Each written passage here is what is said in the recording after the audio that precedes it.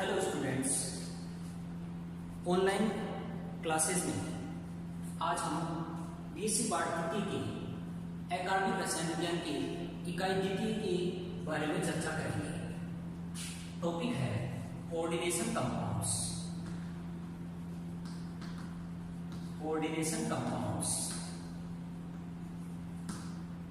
वैसे ही topic coordination chemistry से जुड़ा हुआ है। कोऑर्डिनेशन का पार्ट है, कोऑर्डिनेशन केमिस्ट्री का पार्ट है।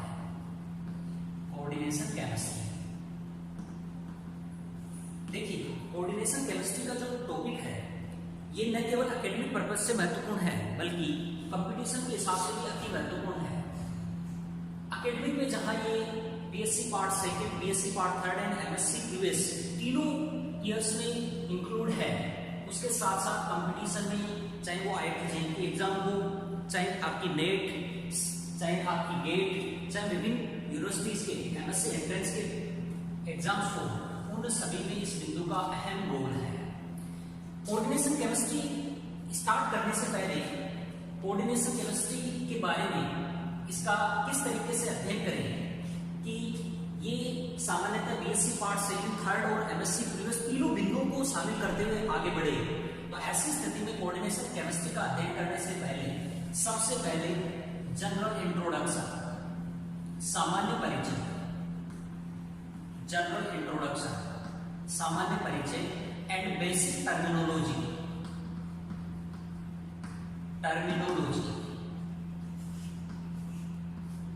जो मूल बिंदु इसमें क्या क्या समाहित है, अब ध्यान दीजिएगा।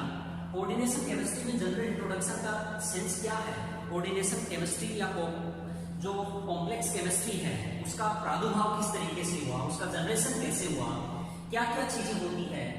तो ऐसी स्थिति में जनरल इंट्रोडक्शन, लेकिन जनरल इंट्रोडक्शन के साथ ही एक बिंदु और महत्वपूर्ण आ जाता है। अपन बात करते हैं कि सामान्यतः है जो कोऑर्डिनेशन केमिस्ट्री, जो कोऑर्डिनेशन कॉम्प्लेक्स कंपाउंड्स होते हैं वो सामान्यतः है डीप लॉक यानी ट्रांजिशन एलिमेंट होते हैं। हम ये अपन ने आवर्त सारणी के अंतर्गत ये जाना है कि सामान्यतः आवर्त सारणी में 3 प्रकार के तत्व पाए जाते हैं नेचर के आधार पर, metallic, non metallic and metalloids. Metallic का सेंस ये है कि ऐसे एलिमेंट्स जो सामान्यतः है इलेक्ट्रॉन त्यागने की प्रवृत्ति रखते हैं, इलेक्ट्रॉन डोनेट करने की प्रवृत्ति रखते हैं, ऐसे तत्वों को क्या कहा जाता है, मेटेलिक नेचर, धातु प्रकृति के तत्व कहा जाता है। दूसरे टाइप के एलिमेंट्स हैं उनमें सामान्यतः इलेक्ट्रॉन एक्सेप्ट करने की टेंडेंसी ज्यादा होती है, उन्हें नॉन मेटेलिक एलिमेंट्स कहा जाता है। और दोनों तरीके के जो बिहेव दर्शाते हैं उन्हें मेटेलॉइड्स के नाम से जाना जाता है। अब बात आती है कि सामान्यतः अपन ने चर्चा की कि मेटेलिक जो होते हैं वो सामान्यतः इलेक्ट्रॉन देने की टेंडेंसी रखते हैं, लेकिन सामान्यतः कोऑर्डिनेशन केमिस्ट्री की बात करते हैं। कोऑर्डिनेशन केमिस्ट्री के अंतर्गत हम ये कहते हैं कि एक सेंट्रल मेटल एटम होता है, सेंट्रल मेटल एटम केंद्रीय धातु परमाणु, और उसके साथ साथ जुड़ता है लिगेंड, यानी मैं ऐसे कह सकता हूं कि कंस्टिट्यूएंट पार्ट्स जो कॉम्प्लेक्स कंपाउंड्स में होते हैं उनमें एक सेंट्रल मेटल एटम और उसके साथ सराउंडिंग कुछ स्पीसीज जुड़ी रहती है जिन्हें अपन क्या कहते हैं, कोऑर्डिनेशन के अंतर्गत लिगेंड्स कहा जाता है। ये ligands lone pair of electron donate करने का कार्य करती है। Lone pair of electron donate करती है किसको, सेंट्रल मेटल एटम को। लेकिन जस्ट अभी अपन ने पढ़ा है कि मेटल की प्रवृत्ति कैसी होती है, मेटेलिक नेचर की। मेटेलिक नेचर का मतलब है कि इलेक्ट्रॉन देने की टेंडेंसी होती है, जबकि कोऑर्डिनेशन केमिस्ट्री में तो अपन क्या कर रहे हैं, लिगेंड इलेक्ट्रॉन पेयर दे रहा है किसको, मेटल को। तो ऐसी स्थिति में ये जो मेटेलिक नेचर का जो प्रॉपर्टीज था उसके बिल्कुल विरोधाभास है, कंट्रोवर्सी है। तो ऐसी स्थिति में इस बेस को समझने के लिए, चूंकि ligand lone pair of electron देगा, तो ऐसी स्थिति में मेटल के ऊपर एक्सेस नेगेटिव चार्ज आएगा। वो एक्सेस नेगेटिव चार्ज है, चूंकि अपन ने कहा है कि मेटल मेटेलिक कैरेक्टर है, ऐसी स्थिति में इलेक्ट्रॉन देने की टेंडेंसी रखता है, जबकि ligand lone pair of electron देगा तो मेटल के ऊपर चार्ज एक्यूमुलेट होगा। इस चार्ज का निर्धारण कैसे हो, इस चार्ज को वापस, या मैं ऐसे कह सकता हूं कि कोऑर्डिनेशन कंपाउंड या जो कॉम्प्लेक्स कंपाउंड बने वो स्टेबल कैसे हो, उस स्टेबिलिटी को बताने के लिए एक प्रिंसिपल आता है जिसको कहा जाता है इलेक्ट्रोन्यूट्रलिटी प्रिंसिपल।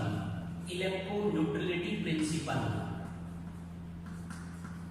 वैद्युत उदासीनता सिद्धांत। इलेक्ट्रोन्यूट्रलिटी प्रिंसिपल बेस है, कोऑर्डिनेशन केमिस्ट्री का मूल आधार इसी से जुड़ा हुआ है।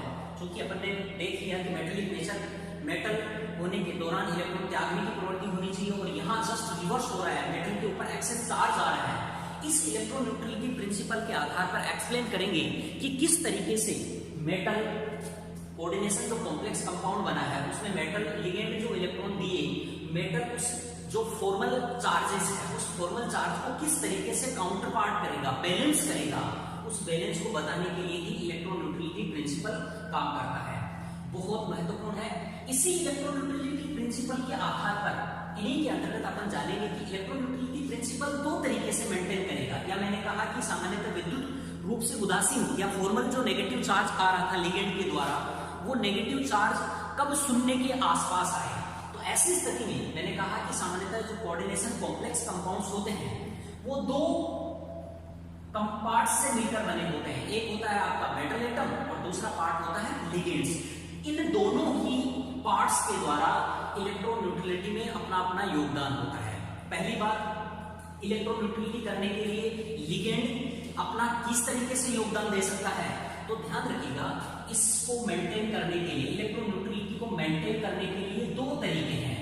मेंटेन के वेज ऑफ इलेक्ट्रॉन न्यूट्रलिटी, किस तरीके से मेंटेन कर सकता है, उसके दो तरीके हैं। एक बाय लिगेंड्स, लिगेंड्स के द्वारा, और दूसरा बाय मेटल, यानी खुद केंद्रीय धातु परमाणु ही उसको मेंटेन कर ले। लिगेंड्स किस तरीके से मेंटेन करता है, सामान्यतः अपन चर्चा करते हैं। जैसे मान लीजिए मैंने कोई नॉन ट्रांजिशन कॉम्प्लेक्स लिया या कोई भी कोवलेंट कंपाउंड्स ले लिया, जैसे CCl4। CCl4 में कार्बन के साथ 4 क्लोरीन टेट्राहेड्रल कंडीशन में लगे हुए हैं, 4 क्लोरीन टेट्राहेड्रल कंडीशन में जुड़े हुए हैं। अब ये जो टेट्राहेड्रल कंडीशन में मैंने बताया, इस टेट्राहेड्रल कंडीशन के अंतर्गत कार्बन के साथ क्लोरीन जुड़े हुए हैं। चूंकि ये सेमी साझे के द्वारा बना है, तो ऐसी स्थिति में साझे के साथ ही इस जो क्लोरीन में दिए जो अपना इलेक्ट्रॉन कंट्रीब्यूशन कर रहा है, इसके साथ ही अगर कोऑर्डिनेशन कंपाउंड बने, जैसे मान लीजिए मैंने लिया NiCl का 4 2-, इसमें सामान्यतः है निकिल जो है वो टेट्राहेड्रल कंपाउंड है, Cl Cl Cl Cl। इसमें सामान्यतः जो क्लोरीन है वो lone pair of electron donate करेगा, जबकि इसमें तो केवल शेयरिंग हो रही है। तो ऐसी स्थिति में निकिल जो 2+ कंडीशन में था, यह हाइपोथेटिकल नंबर है, ऑक्सीडेशन स्टेट बोलते हैं। सामान्यतः फ्लोरीन है वो अपने एक क्लोरीन 2 इलेक्ट्रॉन किसको डोनेट करेगा, निकिल को। उनमें से 2+, 2 इसने दिए, 2 इसने, टोटल 8 इलेक्ट्रॉन दिए, 8 नेगेटिव चार्ज निकिल के पास पहुंच रहा है। उनमें से 2 तो काउंटर पार्ट निकिल के द्वारा हो रहा है, लेकिन रेस्ट काउंटर पार्ट नहीं हो रहा है। ऐसी स्थिति में क्या करेगा, ये लिगेंड्स है, इस इलेक्ट्रॉन न्यूट्रलिटी को इलेक्ट्रॉन न्यूट्रलिटी को विद्युत उदासीनता को बनाने के लिए अपना किस तरीके से योगदान दे सकता है, वो दो तरीके हैं। एक या तो सिग्मा डोनेशन के द्वारा, और दूसरा सिग्मा एक्सेप्टेंस, और दूसरा पाई एक्सेप्टेंस। सिग्मा डोनेशन के द्वारा इस तरीके से कर सकता है कि मान लीजिए उस कॉम्प्लेक्स कंपाउंड के साथ जो लिगेंड जुड़ रहा है वो हाईली इलेक्ट्रोनेगेटिव होगा। तो ऐसी स्थिति में इलेक्ट्रोनेगेटिव ज्यादा होने के कारण उस बंद के इलेक्ट्रॉनों को अपनी तरफ मूव करेंगे, तो ऐसी स्थिति में उसका फॉर्मल चार्ज क्या हो, कम हो जाएगा।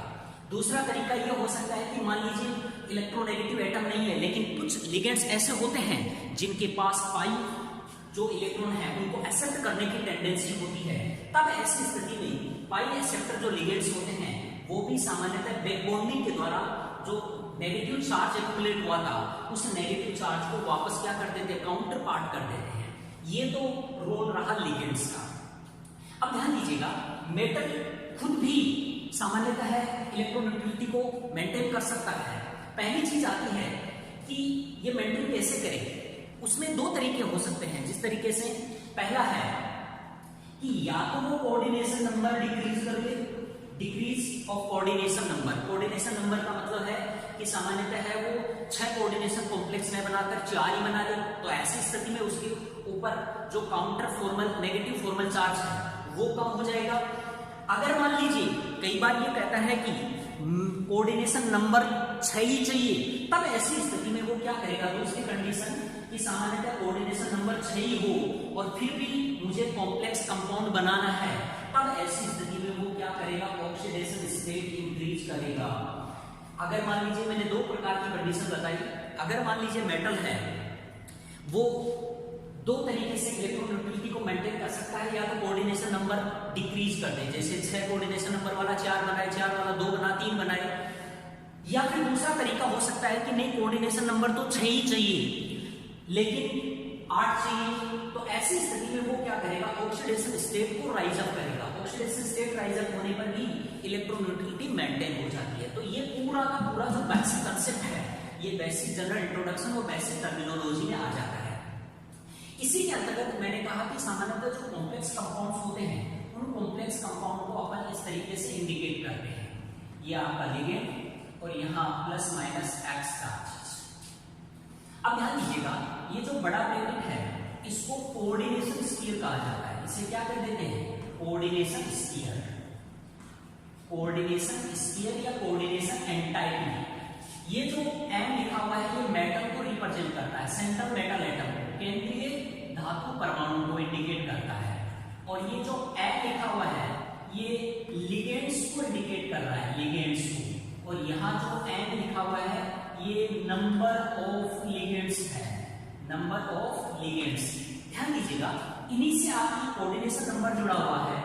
अगर लिगेंड्स मोनोडेंटेड है तब ऐसी स्थिति में यही नंबर ऑफ लिगेंड्स यानी लिगेंड्स की संख्या ही क्या कहलाने लग जाती है, कोऑर्डिनेशन नंबर। अगर मान लीजिए लिगेंड्स बाइडेंटेड, ट्राइडेंटेड, या मैं ऐसे कह सकता हूं कि मल्टीडेंटेड लिगेंड्स हैं मोनोडेंटेड को छोड़कर, तब ऐसी स्थिति में एन की वैल्यू है वो कोऑर्डिनेशन नंबर को रिप्रेजेंट नहीं करती है। देन ऐसी स्थिति में, ऐसी स्थिति के लिए आपको क्या करना है कि उसकी डेंसिटी को नंबर ऑफ लिगेंड्स की संख्या से मल्टीप्लाई करना है, वो उसकी क्या कहलाएगी, कोऑर्डिनेशन नंबर। इसके बारे में बाद में चर्चा करूंगा। पहले बेसिक जनरल टर्मिनोलॉजी के अंतर्गत अपन क्या क्या चीजें देखेंगे, तो इसी के अंतर्गत आ जाता है कि मान लीजिए आपने कहा कि मेटल कॉम्प्लेक्स बना, उस कॉम्प्लेक्स जो बन रहा है उस कॉम्प्लेक्सेस की ज्योमेट्री कैसी बनेगी, कैसा शेप का होगा, तो इसी के आधार पे आ जाता है इलेक्ट्रोनेगेटिविटी प्रिंसिपल के बाद में ही, जिसके आधार पर अपन सामान्यतः कोऑर्डिनेशन कॉम्प्लेक्सेस की ज्योमेट्री का निर्धारण करते हैं, उनकी आकृति का निर्धारण करते हैं। ध्यान दीजिएगा, सामान्यतः मैं कॉम्प्लेक्स कंपाउंड्स को दो भागों में डिवाइडेड कर देता हूं। एक कहलाता है transition metal complexes, transition metal complexes, और दूसरा कहलाता है नॉन ट्रांजिशन मेटल कॉम्प्लेक्सेस। ध्यान रखिएगा, इस नॉन ट्रांजिशन मेटल कॉम्प्लेक्सेस को दो कैटेगरी में बांटा। ट्रांजिशन मेटल कॉम्प्लेक्सेस में सामान्यतः है मैं D1 से D9 तक के जो इलेक्ट्रॉनिक कॉन्फ़िगरेशन वाले सेंट्रल मेटल एटम हैं उन्हें इंक्लूड करता हूं। रेस्ट जितना भी पार्ट है, चाहे वो S ब्लॉक का हो, चाहे B ब्लॉक का हो, आपका F ब्लॉक के एलिमेंट्स हो, D10 वाले हो, वो सारे के सारे किसमें आ जाते हैं, नॉन ट्रांजिशन मेटल कॉम्प्लेक्सेस में मानता हूं। अब ध्यान दीजिएगा, मैंने कहा कि सामान्यतः ट्रांजिशन मेटल कॉम्प्लेक्सेस की ज्योमेट्री की बात करता हूं, तो ऐसी स्थिति में ट्रांजिशन मेटल कॉम्प्लेक्सेस की ज्योमेट्री का निर्धारण करने के लिए यहां जो रूल काम में लिया जाता है उसको कहते हैं केपर्ट रूल। केपर्ट रूल के आधार पर ज्योमेट्री का निर्धारण करते हैं। जिस तरीके से आपने नॉन ट्रांजिशन मेटल कॉम्प्लेक्सेस के लिए, या मैं ऐसे कह सकता हूं कि सिंपल कोवेलेंटी जो मॉलिक्यूल्स होते हैं जिसमें लोन पेयर का बॉन्ड पेयर होते हैं, उनकी ज्योमेट्री का निर्धारण करने के लिए आप वेस्पर थ्योरी, VSEPR थ्योरी काम में लेते हो, उसी तरीके से कोऑर्डिनेशन कॉम्प्लेक्सेस की ज्योमेट्री का निर्धारण करने के लिए केपर्ट रूल काम में लिया जाता है। देन आफ्टर जनरल इंट्रोडक्शन जो बेसिक था, इसके बाद में आता है नामकरण कैसे किया जाता है। आपने जो कॉम्प्लेक्स बनाया उसका नॉमेनक्लेचर किस तरीके से करेंगे, तो nomenclature of coordination compounds, nomenclature of coordination compounds, किस तरीके से जो कॉम्प्लेक्स कंपाउंड है उसका नाम लिखा जाता है। दूसरा तरीका ये भी हो सकता है कि जो नाम दिया हुआ है उससे अपन फॉर्मूला कैसे जनरेट कर सकते हैं, तो वो पूरा का पूरा मैटर इसमें आ जाएगा, नॉमेनक्लेचर ऑफ कोऑर्डिनेशन कंपाउंड्स। अगला है isomerism in coordination compounds, isomeric in coordination compounds, उपसंयोजक यौगिकों में समवायता किस टाइप की होती है? समवायता के बारे में अपन आइसोमेरिक के बारे में कहा जाता है कि दो या दो से अधिक ऐसे यौगिक जिनका अणुसूत्र तो समान होता है परंतु संरचना सूत्र मान लीजिए या स्टीरियोकेमिकली अरेंजमेंट डिफरेंट होता है, ऐसी स्थिति में जो कंपाउंड होते हैं वो आपस में क्या कहलाते हैं? आइसोमर्स कहलाते हैं। और ये जो फिनोमिना है इट इज कॉल्ड आइसोमेरिज्म। तो कोऑर्डिनेशन कॉम्प्लेक्सेस में भी थोड़ी सी डिफरेंट होती है। जो कोवलेंट मॉलिक्यूल्स की बात करते हैं ऑर्गेनिक कंपाउंड्स में जो आइसोमेरिज्म पाई जाती है उससे अलग प्रकार की आइसोमेरिज्म शो करता है। आइसोमेरिज्म के बाद में अपन चर्चा करेंगे बॉन्डिंग थ्योरीज की। बॉन्डिंग थ्योरीज, किस तरीके का बंधन पाया जाता है? बॉन्डिंग थ्योरीज, बंधन सिद्धांत, मेटल तथा लिगेंड के मध्य का जो बंध होता है वो किस टाइप का है? बॉन्डिंग थ्योरीज के अंतर्गत विभिन्न प्रकार की थ्योरीज दी गई। सबसे पहले अपन पढ़ेंगे Werner theory, Werner principle. Then after Werner principle के बाद में अपन पढ़ेंगे वीबीटी, वैलेंस बॉन्ड थ्योरी, संयोजकता बंध सिद्धांत। देन आफ्टर अपन चर्चा करेंगे सीएफटी, क्रिस्टल फील्ड थ्योरी। और क्रिस्टल फील्ड थ्योरी के बाद में जो मॉडर्न है मॉडिफाइड क्रिस्टल फील्ड थ्योरी कह दीजिए, एनएफटी कह दीजिए या एनओटी कह दीजिए, मॉलिक्यूलर ऑर्बिटल थ्योरी, एक ही बात है। इनमें से ध्यान रखिएगा वीबीटी तथा जो वर्नर थ्योरी है ये आपकी बीएससी पार्ट सेकंड में आ जाती है।